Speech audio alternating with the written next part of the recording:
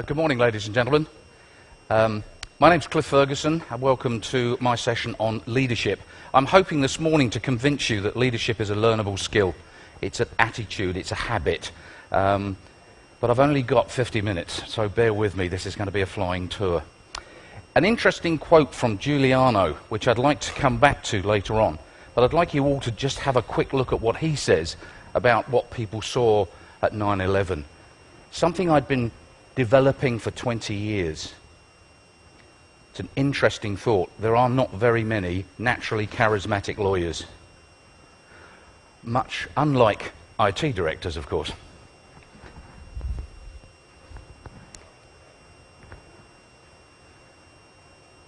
So, good leadership. It's not just about charisma. What I want to start off with is telling you just very briefly about how we got to the point we're at, the research that we did, and there may be some myths, and we've got some definitions which I'm going to keep referring to as we go through the rest of the morning. The research. We have, for various reasons, been interviewing leaders of various types, and I don't just necessarily mean CEOs, I mean people that lead any sorts of teams, for about the last 15 years.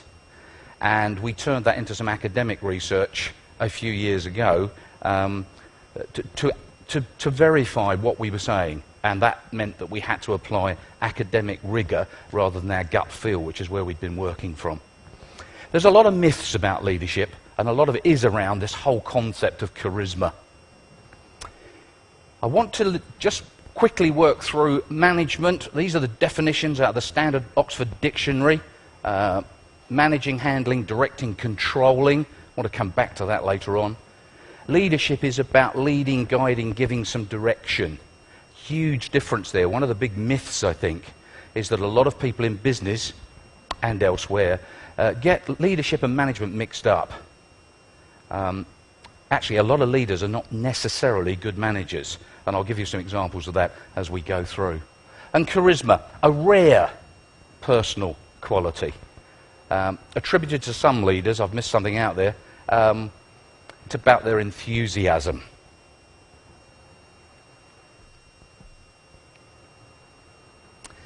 When we did our research, we realized that there were a number of elements. It wasn't just about personality, and I'd like to, again, keep referring back to that. But this is a diagram that says a little bit about the areas that we believe, and we think that we have verified, that are parts of leadership. And most of these, as you will see as we go through, are learnable. It isn't what you were born with, which I think is very, very important. But the first thing is at the center of our diagram here, the firm's culture. It's very, very difficult to be a charismatic leader in a bureaucracy. And this is why a lot of charismatic leaders move from one organization to another and crash and burn. And actually the opposite, why some leaders who are very adaptable can actually work within the culture. So it doesn't have to be tub-thumping loudness to get people to follow. And one of the things that we really don't have time to talk about today is the whole concept of followship. And I think one of the things in business particularly is a lot of people simply don't know what they should be following. There's lots of contradictions, and we'll touch on that as well as we move further through.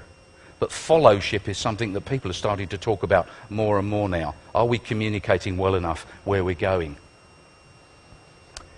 So 4 areas. Leadership, and I'm talking about the strategic, the planning elements of leadership.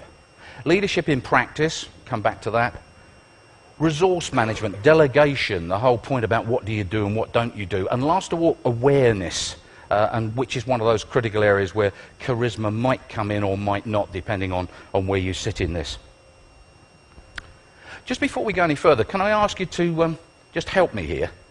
I want you to think about the FTSE 250. How many of you can name CEOs in the FTSE 250? Anybody? Shout me some names out. Terry Leahy. Guess where they're from. Some more? Stuart Rose. Okay. Some more? Yep. This is the FTSE top 250. and I think we've named 6 so far. That's my point about charisma. We remember the charismatic ones because they're out and about and everything else. But the other 244 are very successful leaders, or they wouldn't be at the head of a Times top 250 business. So it is not necessarily about charisma. It's about the leadership and how you deliver it.